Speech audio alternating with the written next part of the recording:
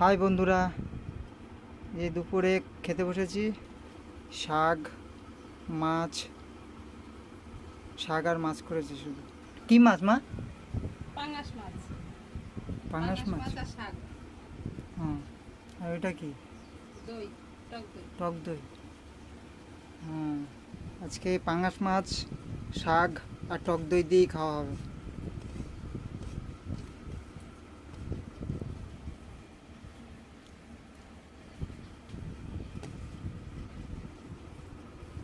তা শাক দিয়ে আগে খেয়ে নিই।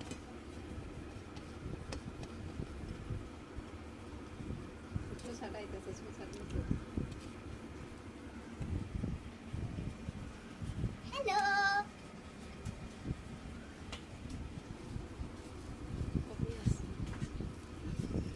ফোনটা আমি করতেও পারছি না, দিয়েছে পছন্দ দিয়েছে।